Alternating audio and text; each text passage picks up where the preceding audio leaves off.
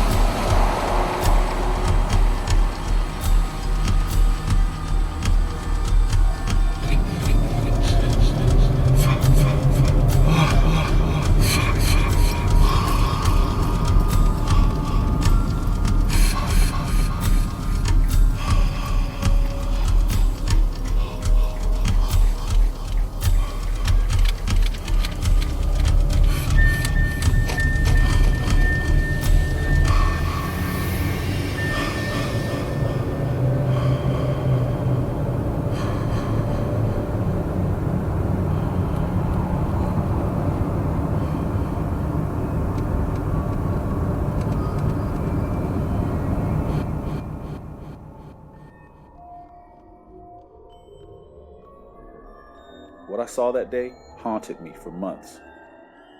But it also prompted me to seek out others who might have seen or experienced what I did.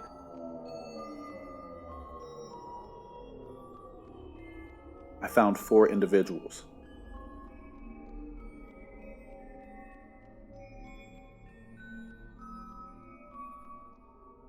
These are their stories.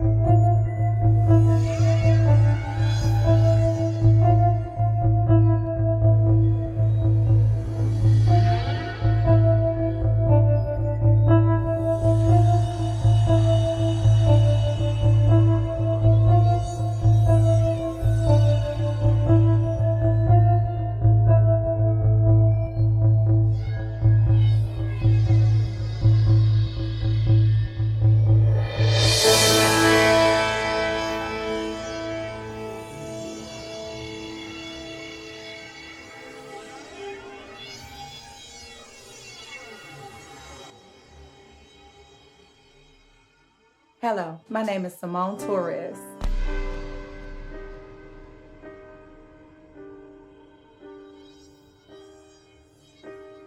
I'm a bank manager, and I've lived in Alabama all my adult life. I went to Jasper High School in Jasper, Alabama. After graduating high school, I attended Lawson State Community College, where I majored in business. I am single with no kids. I've never really believed in the supernatural, anything like spirits or ghosts. I grew up in a God-fearing household, and I always went to church, so I always had a pretty positive outlook on what happened in the afterlife, or at least what comes after this life. That all changed on June the 23rd. It was a typical Southern day.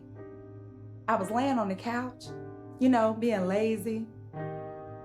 The TV was on, but it really was just watching me. I was kind of zoning in and out.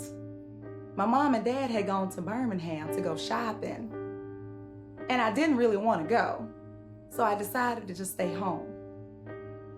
So I was laying on the couch, and I remember I had a blanket over me.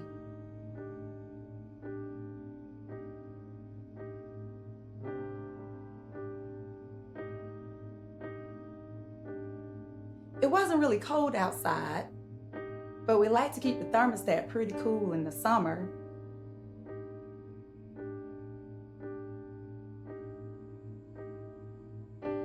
But what happened was the blanket I had pulled over halfway over my body just slid off of me. Not like a jerk or anything, but it slid off methodically. Kind of like a boyfriend would do, if he was getting kind of close to you, trying to get next to you. I remember instinctively pulling it back up over me, and a few minutes later, it slid right back off of me. This time it got my attention.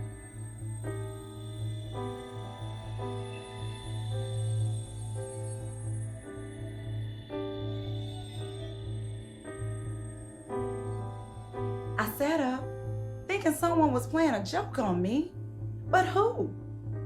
My mom and dad had gone, and even if they were there, they're not the type of people that would play jokes like that.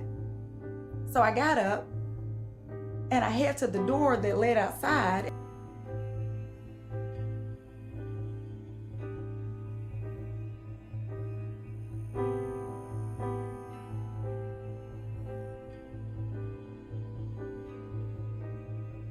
And I looked out, and I didn't see anyone.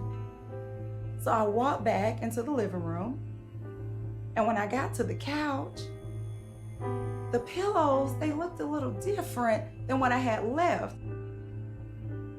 Not radically different, just a little different. And I was thinking it was me, so I just laid back down. And I started to drift back to sleep. And I heard what sounded like a cabinet door open and shut.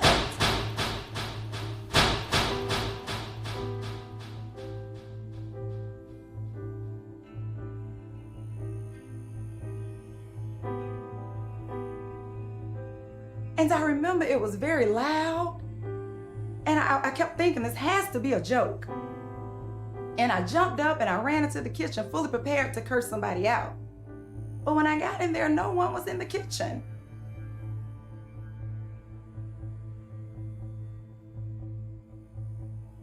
But all of the cabinets were open, and all of the glasses were lined up on the cabinet.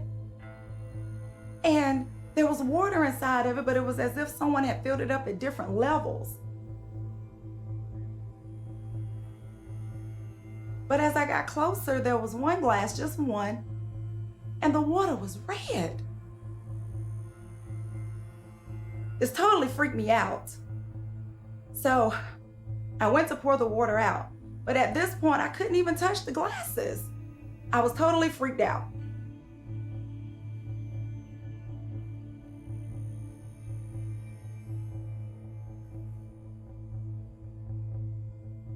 I just remember going back to get my phone so I can call my mom and dad to see when they would be back.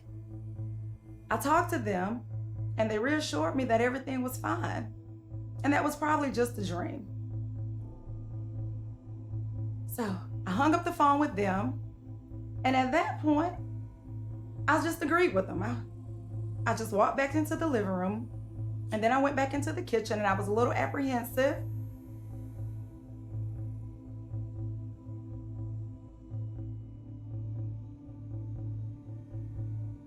But everything was back to normal. Nothing was out of place. I mean, what do you do at this point? I mean, I thought I was going crazy. I'm not on any medications or anything, but I couldn't figure out why I would be having these hallucinations. And then I remembered I had took an aspirin and I took it for a headache.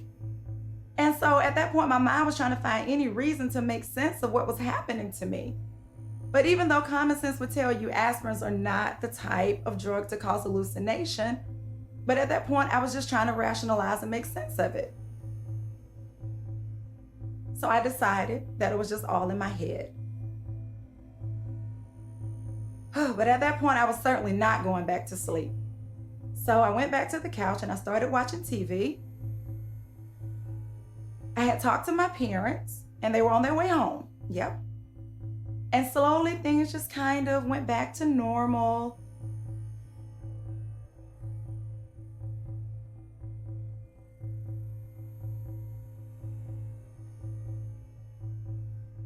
All of the lights went out.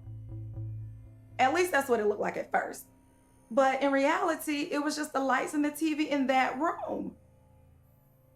And then, just barely audible, just one, then one more. There was about maybe 30 seconds between each step, but I knew something was walking toward me. It was moving really slow, methodically.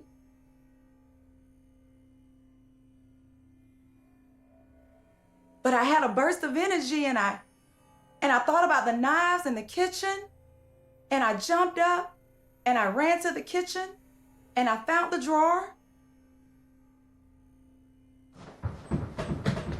and I reached into the drawer and I pulled out the biggest knife that I could find. And to think about it, I should have ran outside, but I was overwhelmed to run back into the living room. That was a big mistake. As soon as I stepped out of the kitchen, that's where I saw it. It came at me faster than anything I had ever seen. I didn't even have time to scream.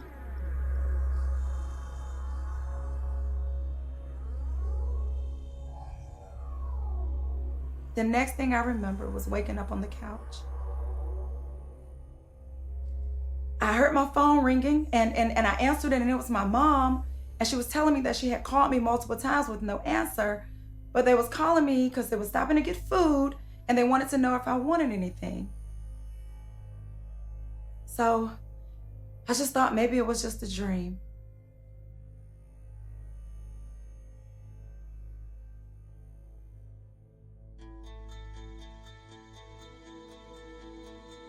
So I got up and I wanted a glass of water, and that's when I realized that it wasn't a dream. When I walked toward the kitchen and I looked down, there it was. There was a large knife and it was a glass of water. And the water was red.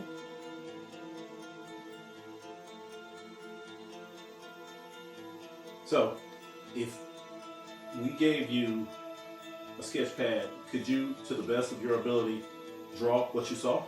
Absolutely.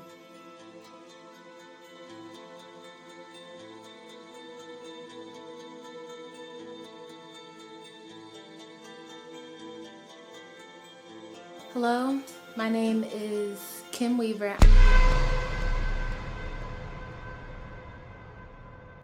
I am a 26-year-old middle school teacher, and I live in Georgia. My first encounter with the entity, that's what I like to call it. My first encounter was almost a year ago to this day.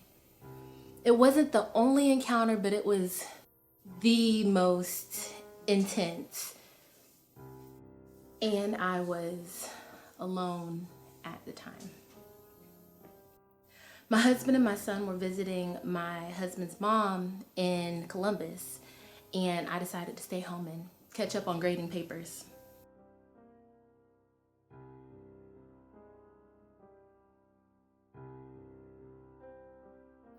It had gotten dark. It was about 8 p.m. and I decided to head upstairs to the bedroom. I took a shower, brushed my teeth, put on my night clothes, all the usual things. And then I remember I had called my husband and my son, and then I spoke to them for a while.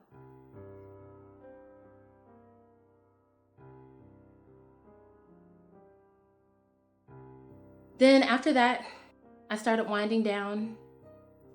I always like to read something before I go to bed. So I picked up a book I had been reading that was sitting nearby. And I just, I sat back, relaxed, and started reading.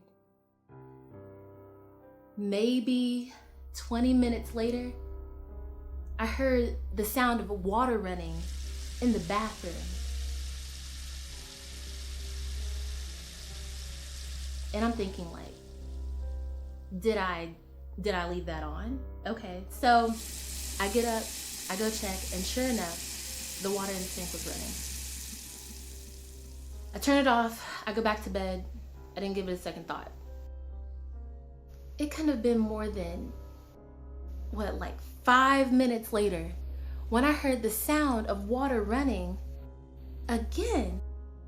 And look, I'm not the type to be easily scared, so I think I was just more annoyed than afraid. So the thing that's running in my mind is like, did I somehow forget to turn that off? I walk back into the bathroom. I turn off the sink. I turn it tight. I look at it for a few seconds to make sure it was not going to turn back on while I was watching.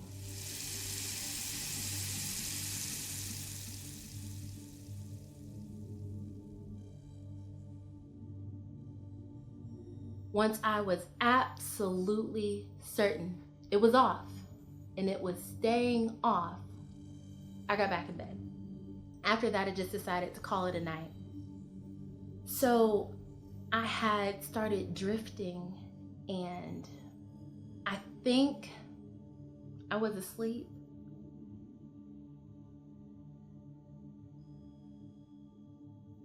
With that said, I have always been a light sleeper. Any sound, any movement, and I'll wake right up. So I was sleeping when I felt this rush of cold air.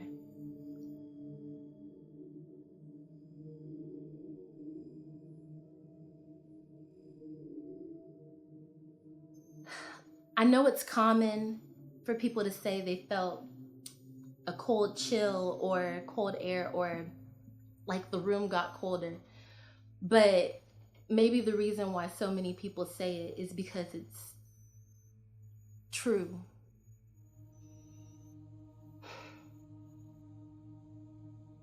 I had pulled the covers up tighter to get warm.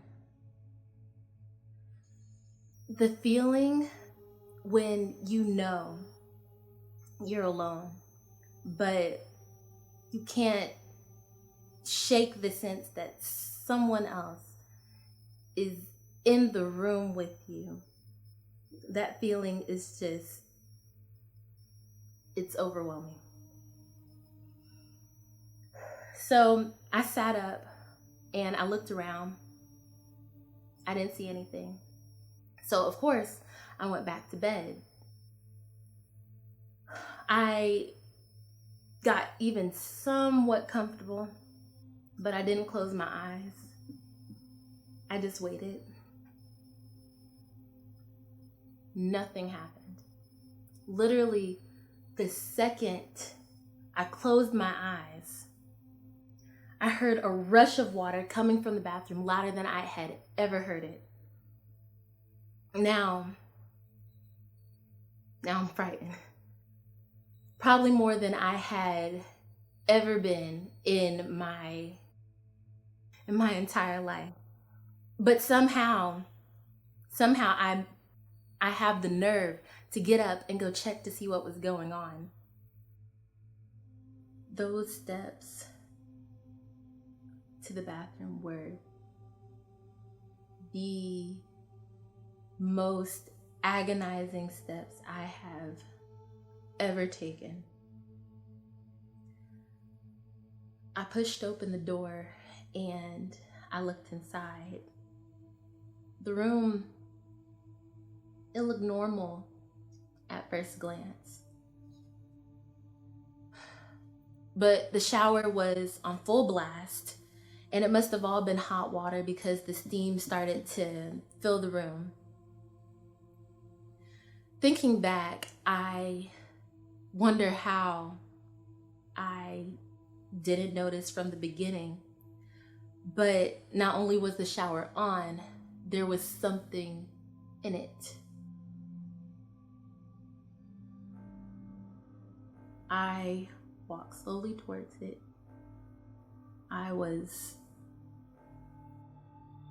terrified. But I couldn't go back to bed without knowing what was in my shower. In hindsight, I probably should have just left the house. It would have been smarter to grab my keys and just go to a hotel. It would have been smarter to just drive to where my husband and my son were.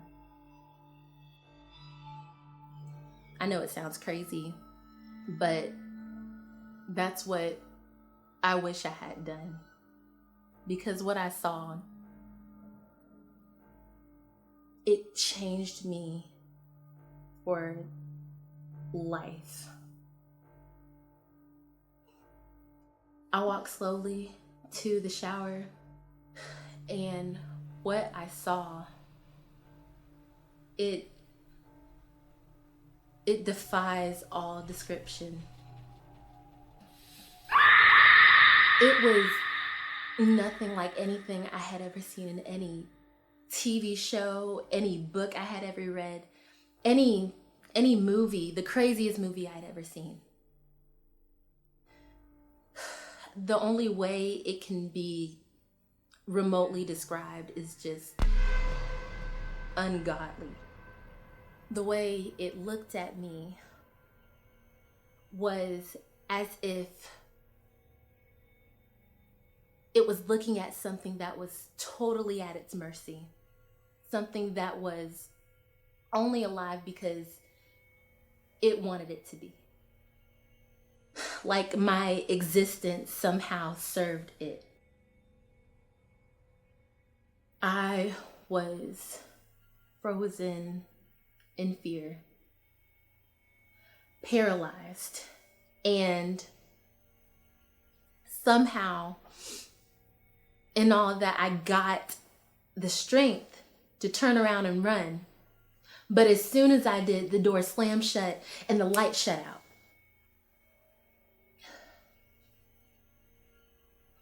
I woke up the next day in my bed. My alarm clock woke me up, 6:45 like always.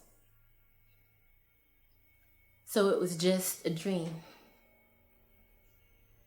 At least that's how I felt. Just some dream. So I sat up. I reached for my phone. I needed to check on my husband and my son, of course. I had 22 missed calls and 21 voice messages. I am completely confused because I didn't hear my phone ring at all that entire night. So I'm listening to these voice messages, and as I'm hearing them, a story starts to unfold. There were two messages that stuck out to me more than the others. The first one was my husband. Hey, you okay?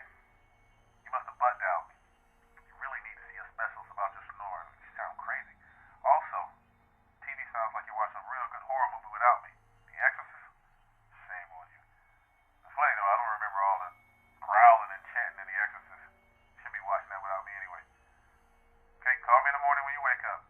Like,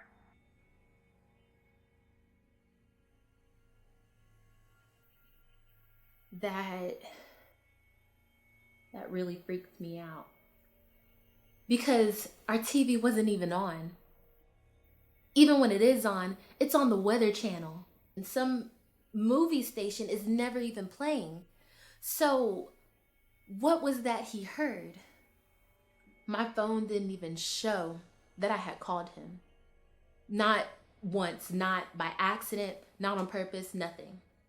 The second message was so much worse. There weren't even any words, just sounds. None that a person would ever understand.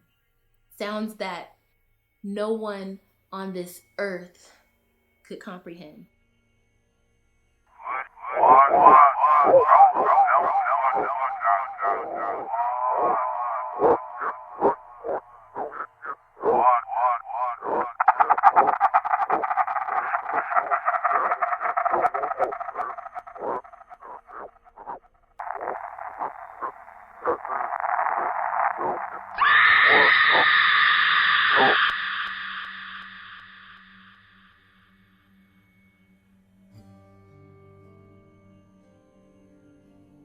That wasn't even the worst part. There were pictures on my phone. Pictures I know I didn't take because they were pictures of me sleeping. If we gave you a pencil and a sketch pad, could you, to the best of your ability, draw what you saw that night? Yes. Yes, I can draw it.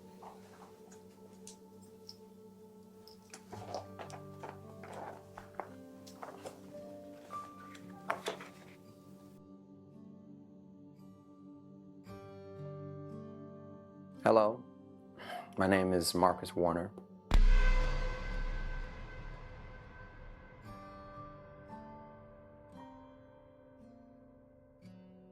And I'm 30 years old, and I'm an entrepreneur. As far as I know, guys don't have paranormal experiences, at least none that they talk about. Definitely not to their homeboys.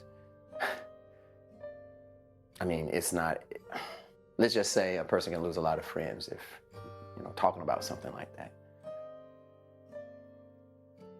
But I think it's time that I come clean and discuss what happened to me. Now, I know a lot of my friends and family won't believe what I'm about to say. I believe in two things above all else: meditation and prayer. I believe with regular meditation and with regular prayer, it's quintessential to a person's mental health, and I do my best to adhere to that. My encounter took place one quiet Saturday.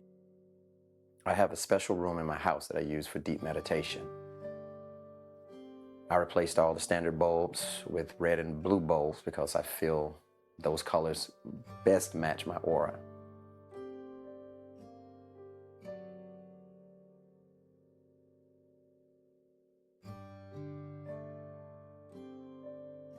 My roommate was gone, which is how I like it, because I prefer either a low, consistent sound like rainfall or ocean waves, or either complete silence. I remember taking a few minutes to get everything ready. I checked the doors, make sure they were locked. I closed the curtains. I found a soft pillow to sit on.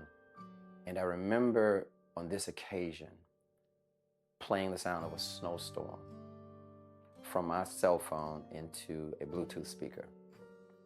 It was very serene, peaceful. Now, anyone who meditates knows it usually takes a few minutes, even if you've been doing it for a while, to fully get into it.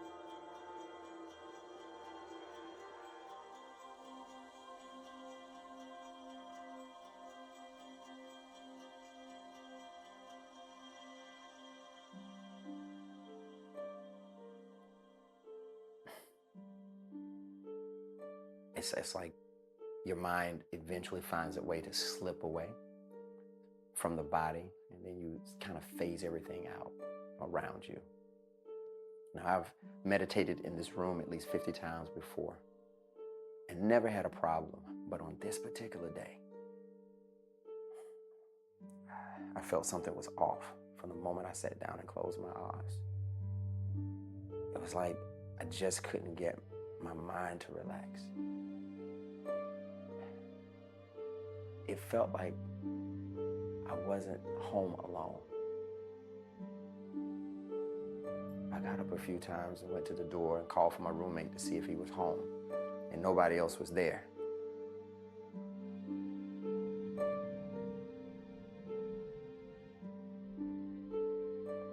It was a really uncomfortable feeling.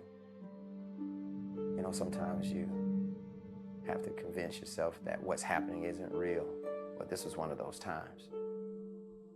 I wish I had listened to my first instinct, which told me to run, or at least get out of the house.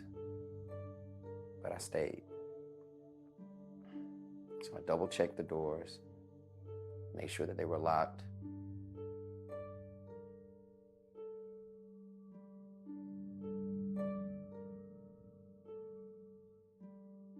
And I sat back down and tried to get back into that mental state of relaxation that you need for deep meditation. When your eyes are closed, you still can perceive light. And I could pick up that something was happening to one of the lights, and there was. The light wasn't necessarily flickering, it was more or less dimming and brightening on its own.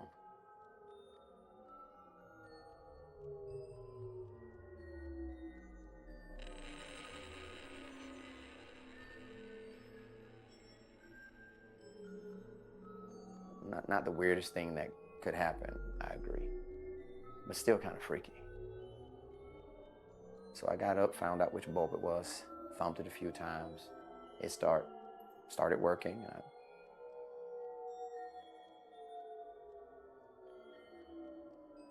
went and sat back down.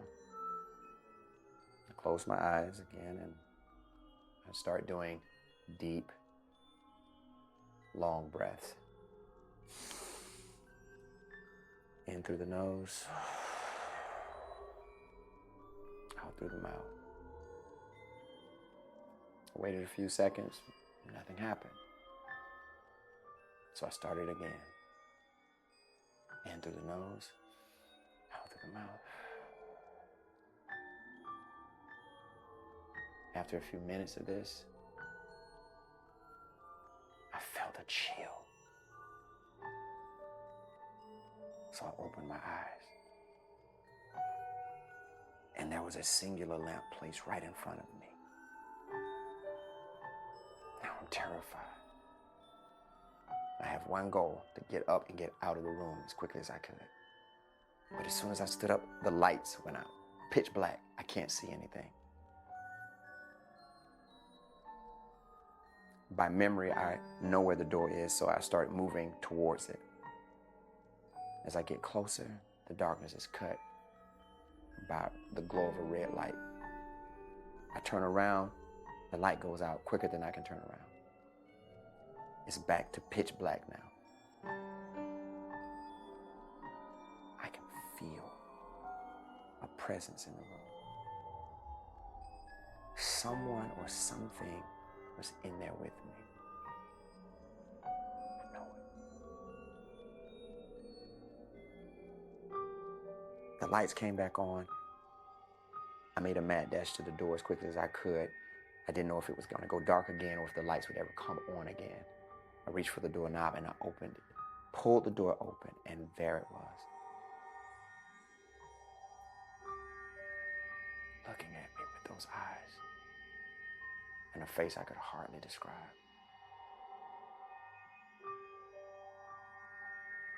I fell back hard. I must have hit my head because everything went black. All I remember is waking up on the floor. I got up and I left. I've never gone back. I'll never go back. Ever.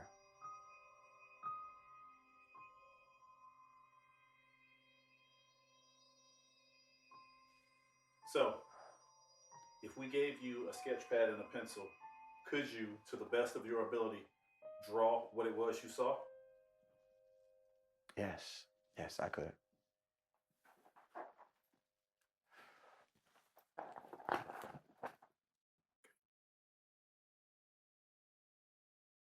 Hi, my name is Sandy Wilburn, and I am 27 years old, and I run my very own wedding photography business in Grantsville, South Carolina. I am single with no children. I grew up in a Christian household, and the only spirits we ever talked about was the Holy Spirit. Demons, the supernatural, ghosts was only mentioned in conversation about hell or damnation. My dad used to say, if you lived long enough, you would have seen almost anything. It was a typical summer day. I just left the meeting with the wedding planner.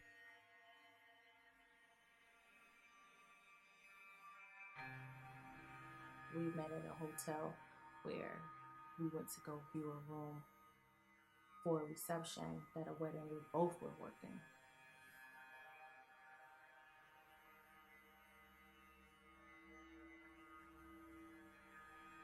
I parked across the street from the hotel in a parking garage. Come to think about it, I really thought to myself that it was pretty empty for a downtown area, But it was a weekday, so I just assumed it wasn't that busy downtown. Well, the coordinator went to go speak with the manager to discuss some things we needed for the wedding, and I headed to my car.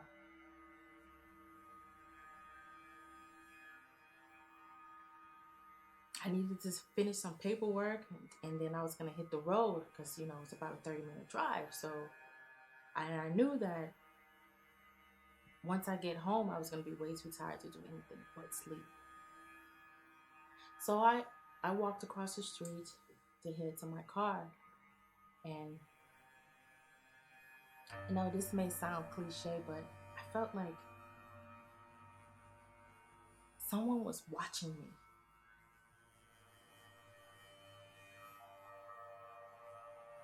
So the parking garage had 2 levels, and I parked on the second level. I had to use the staircase to get to the second level because the elevator was out. Now, walking through the parking garage and not seeing many cars during the day is no big deal. But walking through the parking garage at night is.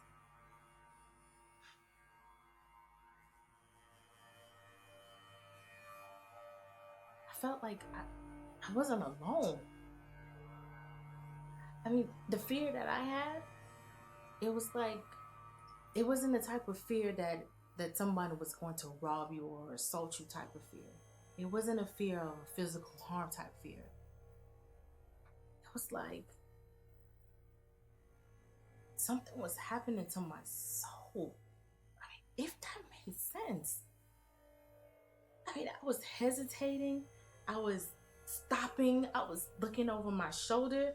15 minutes had gone by and I still haven't made it to my car. Now, after reassuring myself over and over and over, I finally made it to the second level, but not without checking every corner and crevice I encountered. Now, on the second level, I noticed 2 things immediately. First, my car was parked further than I remember, and I was at the back of the garage. Second, there was a person sitting on a bench near my car. Now, a person sitting on a bench is no big deal, right?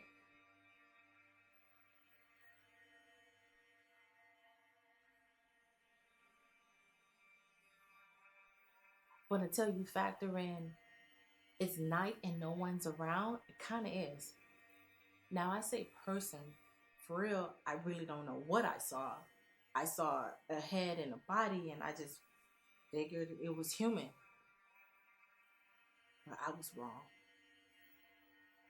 So I went in my purse and I called the coordinator.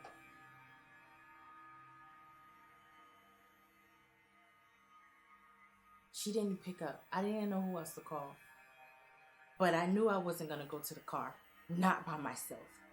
So I went back to the hotel to see if I can find anybody.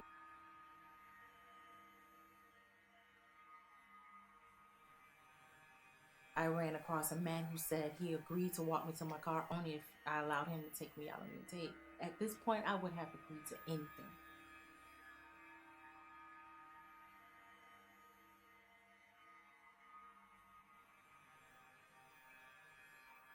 So as we were walking across the street and we were going up the stairs, I was telling him about the thing that I saw and the eerie feeling that I was having. And he assured me that it was nothing.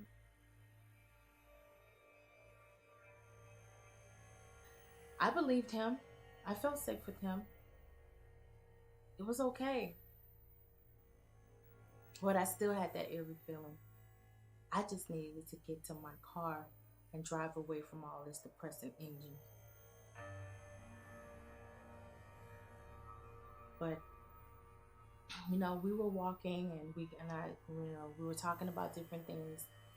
I really thought to myself, he's a really good guy. I mean, but that changed drastically.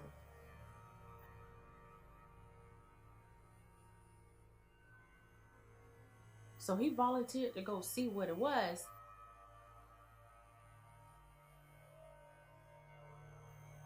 And look, I don't know what he saw, but he turned around and started walking towards me really fast.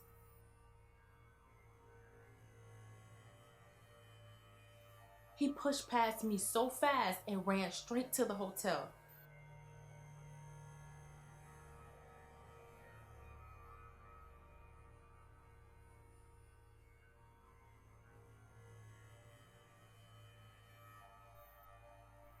But I knew I had to go to my car.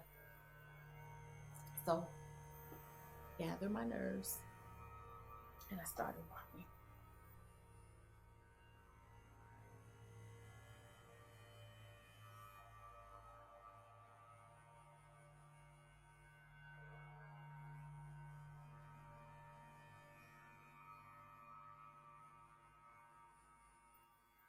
I was so scared. I could feel like the eyes on me. I mean, I felt someone or something just watching me.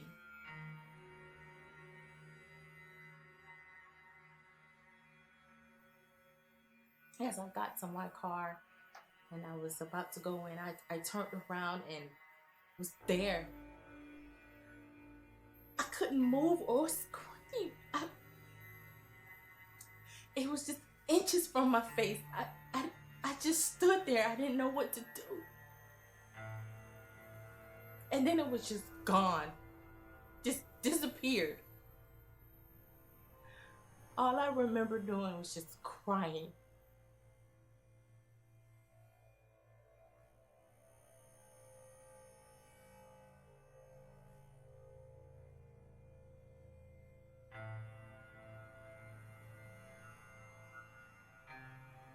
So, if we gave you a sketch pad, could you, to the best of your ability, draw what you saw? Yes.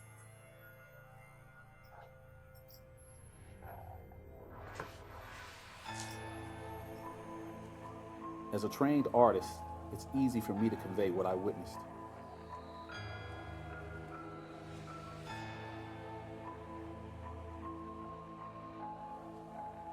I can visualize it and even draw it in other environments.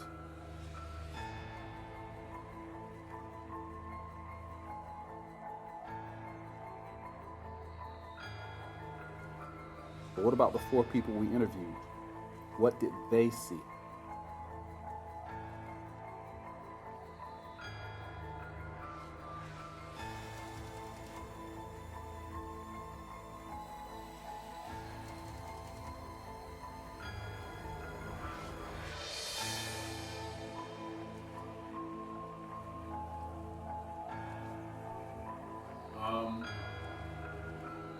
Okay.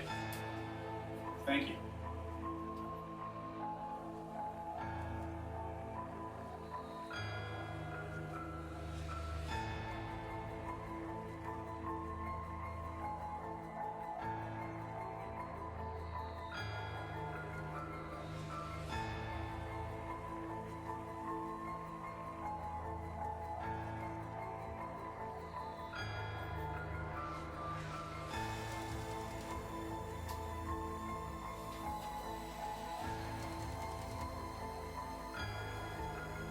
Thank you. This is what I saw.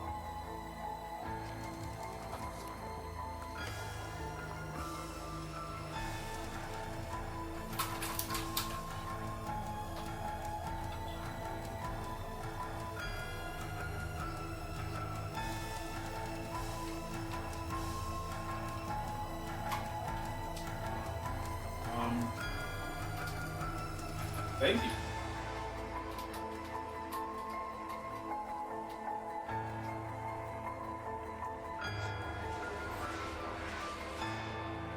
This is what I saw.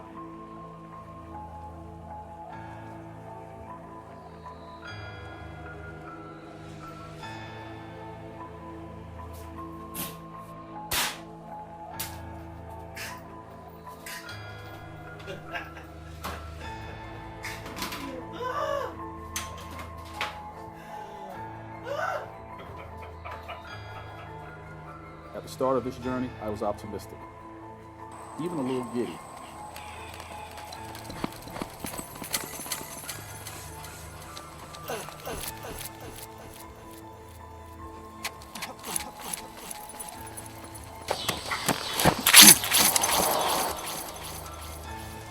I knew there were others who'd witnessed what I had and were eager to tell a compelling story.